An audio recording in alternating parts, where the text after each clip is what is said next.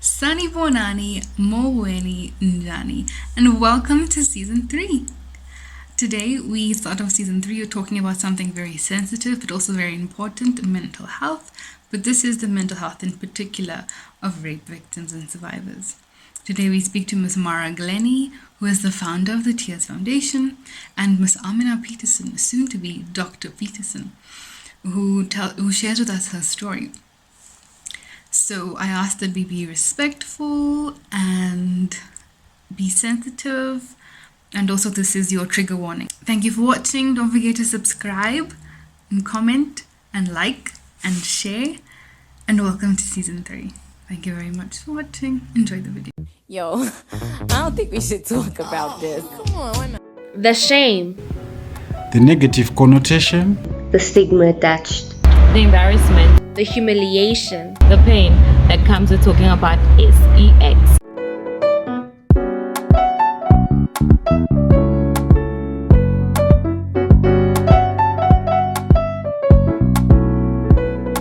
Yes, of course. Hello, I'm Mara Gleni. I'm the founder of Tears because I'm a survivor of intimate partner violence, where I was so badly hurt I couldn't walk for a number of months, 6, and where it actually literally almost killed me. So when I became well, also 20 years ago, it happened 20 years ago. 10 years ago, I started Tears. Hi everyone, my name is Aamina Petersen. I am a rape victim survivor.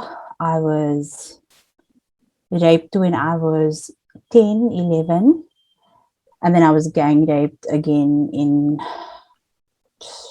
2016, the end of 2016, the year before I started my master's. I'm a lecturer at UWC, and I'm in the process of completing a doctorate on corporal punishment and the effect on intimate partner violence. So gender has always been my strong point, and it has always been my thing to try and resolve.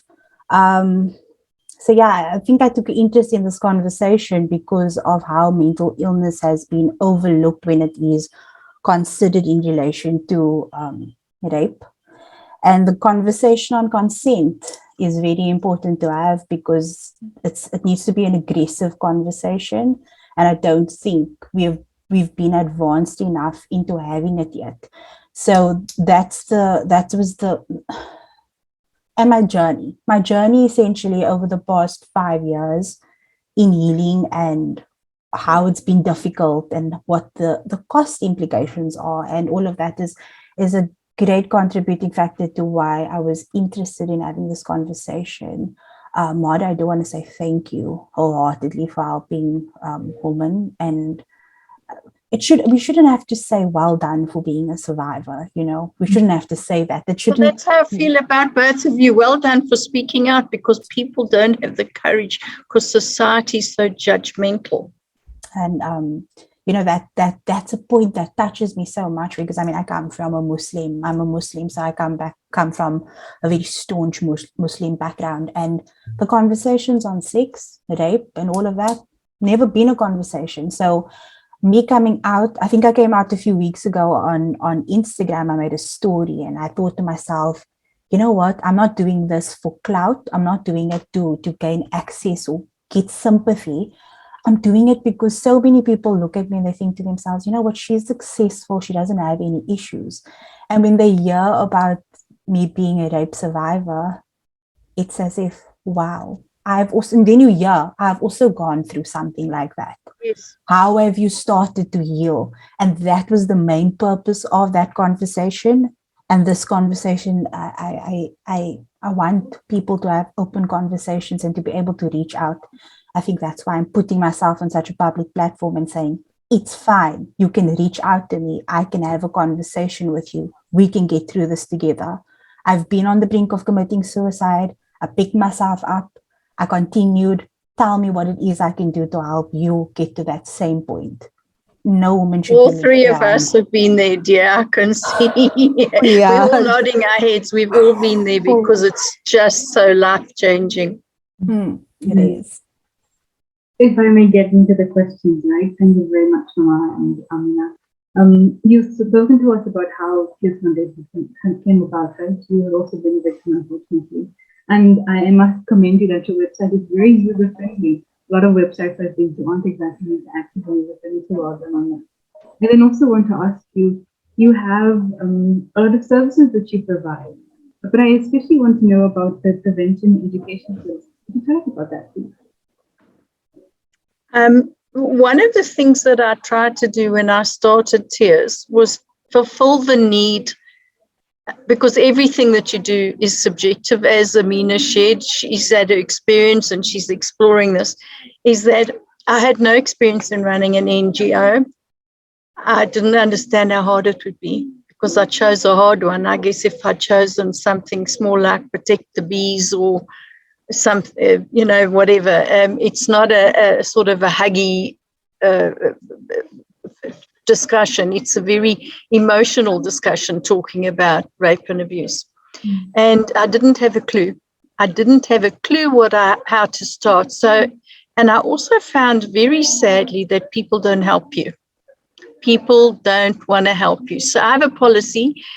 I help people. One of the reasons I'm coming on the program today is because if you get a shut door all the time, we lose activists and we lose the momentum. And I'm not a young woman, and we need to help the younger woman.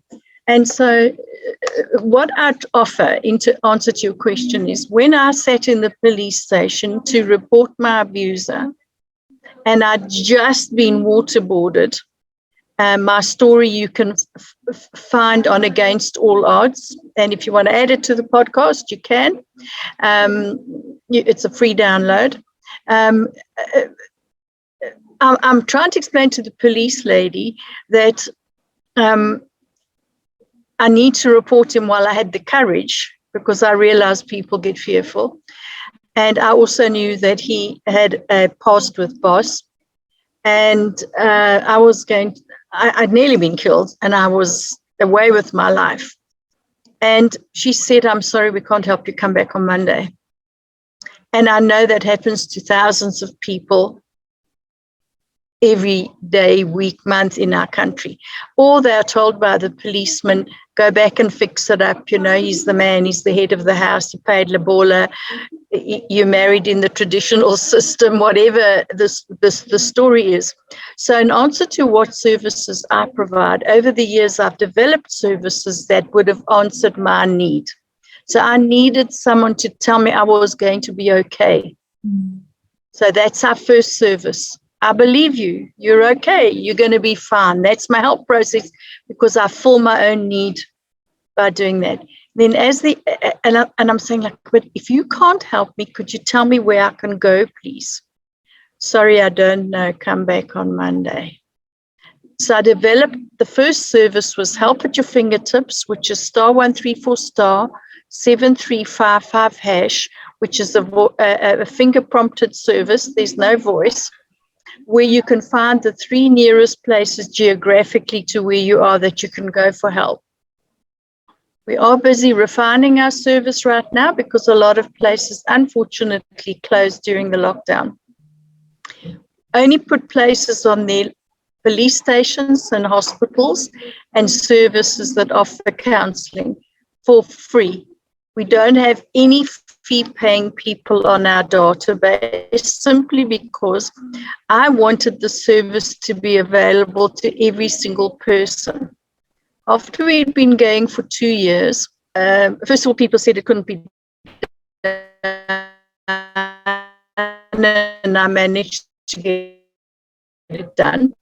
And then we managed to survive our first year. After the second year, I was very blessed. I was advised about NAMOLA before it started, and I contacted the founder, and he said yes, he would definitely work with me, and we would be their first NGO they worked with. So the next service that I implemented on our *134 number, Help at Your Fingertips, was that if you are in an emergency situation, you can get emergency help. So if you dial the number for NAMOLA, it goes to the Tears desk at the MOLA office.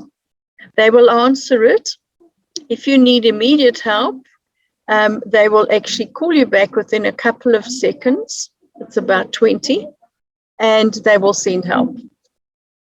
So at the moment, we are busy now with doing another extension to our service, which we filmed this week. We were away filming, and which we are in the process of developing.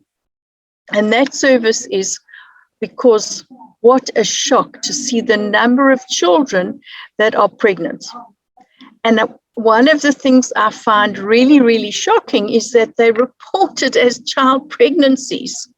Let's be reporting it for what it is, child rape. How do you get pregnant? So these kids are pregnant, someone's penetrated them.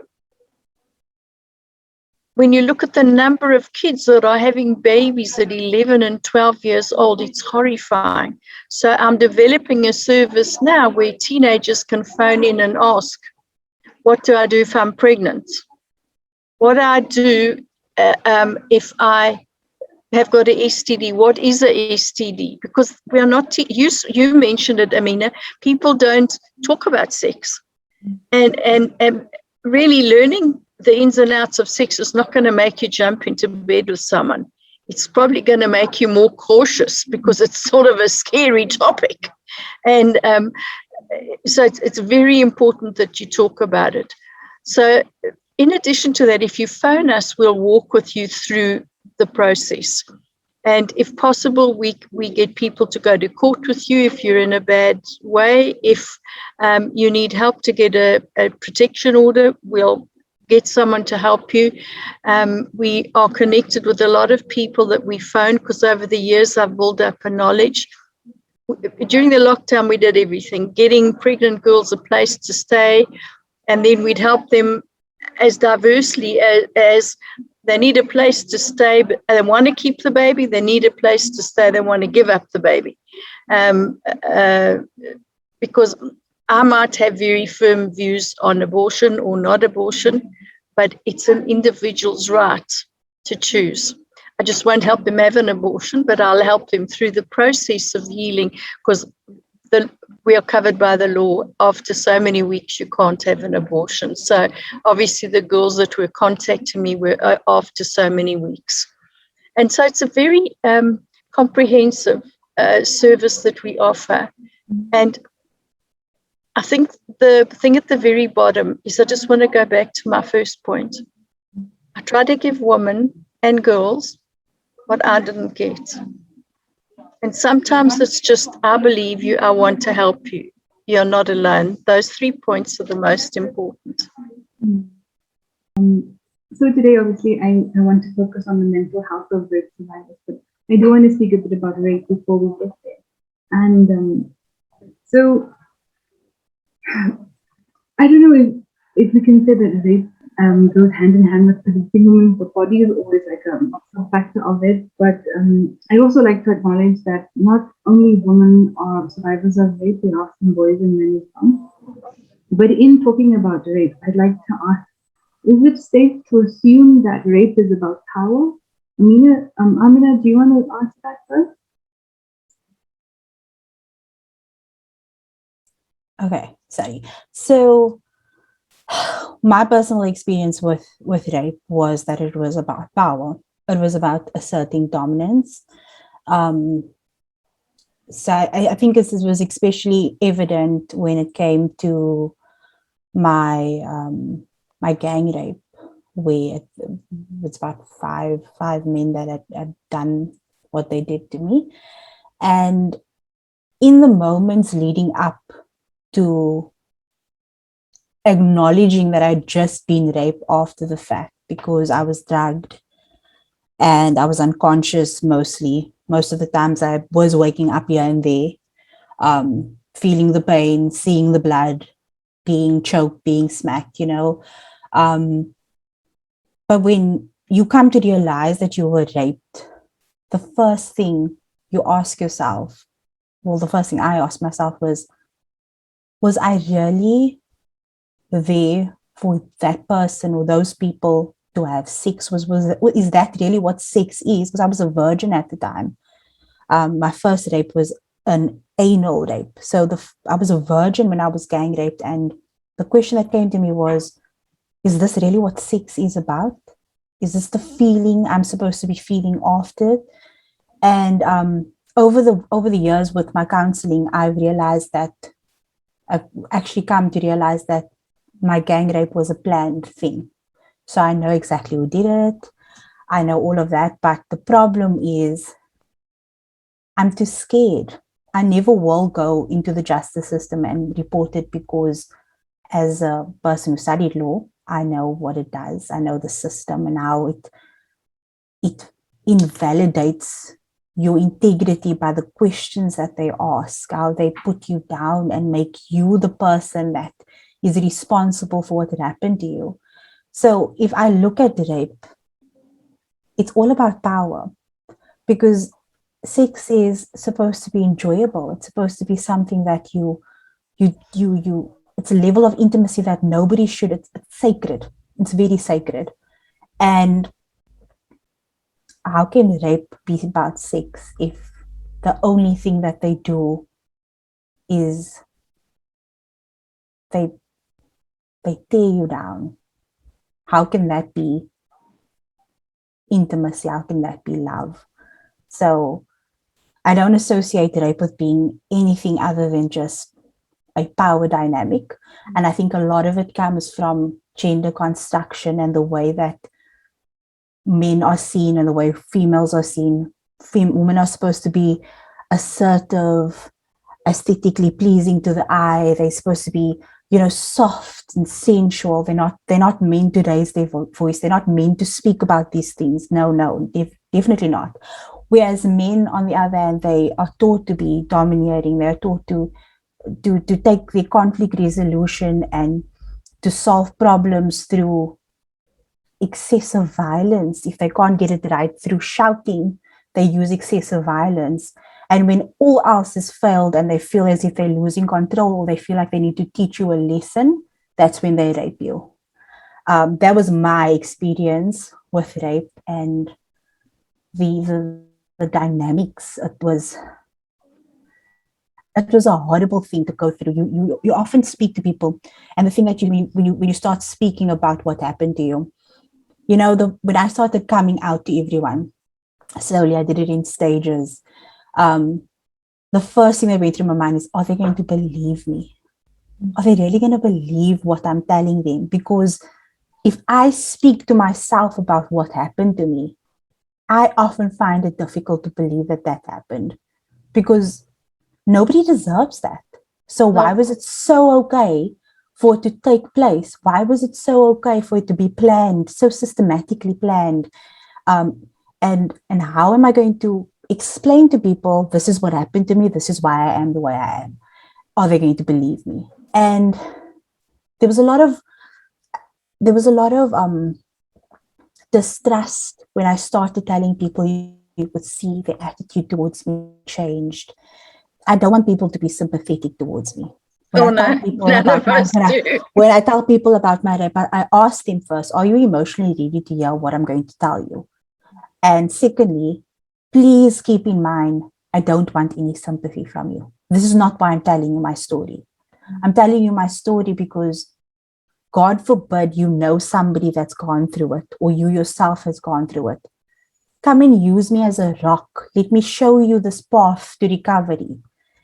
But those moments leading up to telling people about it, that is when you're most vulnerable. I don't know if anyone else has experienced that, but you feel like you are opening parts of yourself because you want to help others, but at the same time, it's such a leap that you have to take, because it's so difficult to speak about it. It hurts. It physically scorns your soul to know that this is what I went through. And you have to sit with that every day. It's not, you wake up in the morning and you have to for people who's going through the journey of healing, you never forget it. And if you have been at the stage where you had those vivid nightmares, I'm still having it 6 years later. When you have those vivid dreams and you wake up, and I don't know if it's the same for every other person who's been raped, but the first thing I do is I put my hands between my legs on my thighs because that's where the blood was dripping down from. And I have to remind myself, you are no longer there. You know, you're safe. And you need to start looking around you and identifying, this is my safe zone. So to the men watching, this is what you do to us when you rape us. This is what you do to us. You give us a life sentence of horrible art. So yeah. Thank you. Sorry. So what, do you assume that, Gleni, is it correct? You all assume that you read and rape even read about how? Oh, yes. First of all, Aamina, thank you for sharing that, because it's hard. And I appreciate your courage. I acknowledge your courage. And I think every single survivor, whether it's intimate partner violence that is very bad, or rape, is a life sentence, because that's what you said. They'd have given us life sentences, but we are strong and we are bigger than that life sentence that they've given us. And so we are strong, and together we can share and overcome. So yes, it's about power and control. And I think it is every day reinforced with our patriarchal system. Because if you think of it, almost every position of power, specifically in our country, is held by a man. So if you're a Christian, it's the priest. If you're Muslim, it's the Imam, is it? That's the Imam, yeah. Imam, yeah. And if you're Jewish, it's the rabbi. If you're in parliament, it's the president. I mean, we have a few little token women. So until we take our place rightfully in society in South Africa, the patriarchal system is going to be more dominant. And so they are already taught to be in power and control. So the more men we have supporting gender-based violence, and the more men we have supporting us in our movements, the better it'll be, because they in turn will garner the power of other men. So yes, it's 100% about control. There's no ways any of the acts that I've heard or read about are about lust or love. That is very true. Thank you very much. So I like that you mentioned patriarchy and control. I think that is really true. I also want to then another point is, I think rape is rooted in patriarchy, and also in terms of the fact that we teach girls to not sit like that, close your legs, cross your legs, and we teach boys to, or we teach girls not to dress a particular way, wear a longer skirt or dress, or don't wear such tight clothing. But then when something happens, we say boys are boys, or boys will be boys. So there's no same playing field that boys or girls are taught the same thing. We get different things. And I think that's really disturbing that we still have that. Like, I don't make an example right now, but yeah, what do you think about that? That we still today, and I also want to say that an older generation of women, and I'm colored, so in the colored community, we have an older generation of ladies who will say, no, don't sit like that, don't dress like that, this uncle is coming to visit. But knowingly will tell us not to dress that way, but will allow this person to come in and visit anyway. I think that is the lines we are completely blurred, if not gone to. Aamina, do you want to comment on, have you seen this in our community? Like I said, I come from the staunch Muslim background, and that was something that made me extremely angry. I have many nieces and nephews. I have about 4 siblings. They all have children. They're all married. Great, right? But before I came out with my rape, there was this consistent behavior of them saying to their girls, don't wear that. Uncle so-and-so is going to come and visit. And one day, and I think that is what prompted me into actually telling them about my rape. I said to them, listen, if there's anything good that came out of my rape, if we can take anything good that came out of it, was that it was a wake-up call for my family on how they are rearing their children. And I said to them, I told them, listen, your daughters deserve more respect than what your males are getting. Because what I saw was, no, he's resting now. You do this. You dress like this. You enforce certain patterns. And I told them, if a man is going to come into your house, which forces you to tell your daughter to go and change, rethink who you are letting into your lives. Because what more than 90% of rapes of children specifically happens with people that they know, with people who they're close with. Mothers, single mothers, putting their boyfriends above their children's needs, having their child being violated, covering their boyfriends and keeping them safe.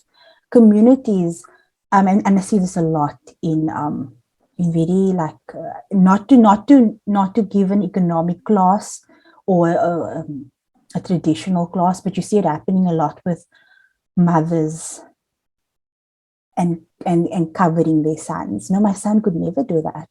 My son could never do something like that. Meanwhile, this is probably the third, fourth time that your son has done it. So we need to stop that. It needs to stop. It needs to be. And I told my father was actually, surprisingly, my father was an imam. We were for like 8 years when I was younger. And I used to be in hijab, in the scarf and everything. But after my rape, I had a massive identity crisis. I still am going through the motions of that. And there were so many times where he told me about, why do you dress like this? Why do you do this? Why are you not wearing a scarf anymore? And I said, because when I wore the scarf, when I dressed modestly, I was raped. It had nothing to do with what I was wearing. And I get angry in my family, with my extended family, with everybody. I get angry when I see how they treat these small girls and telling them, don't sit like this. Why am I telling the girl that, but letting the boy do whatever he wants to do? So if anything, the conversation of consent needs to be first on our agenda.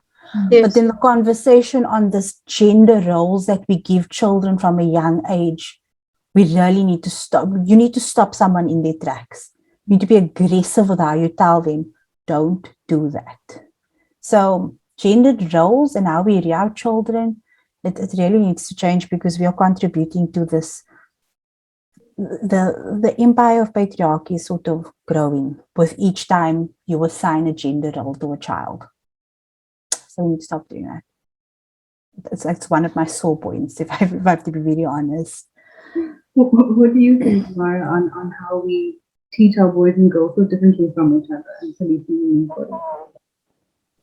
No, it's a very complicated issue. I agree, but I'm going to qualify the agreement. When a child is born, the first thing you do is say, is it a boy or a girl? And our identity is identified then. But along with saying it's a boy, we say, we'll give him blue to wear and a train. That's where we reinforce another section. So my answer is, I think each parent has to do their best to bring up a balanced human being. And being a parent is probably the hardest thing you could ever do. But do I think we are repeating the mistakes of other generations? Well, yes, because it's the exception for a gentlemanly man who opens the door and who respects women, who cares for them.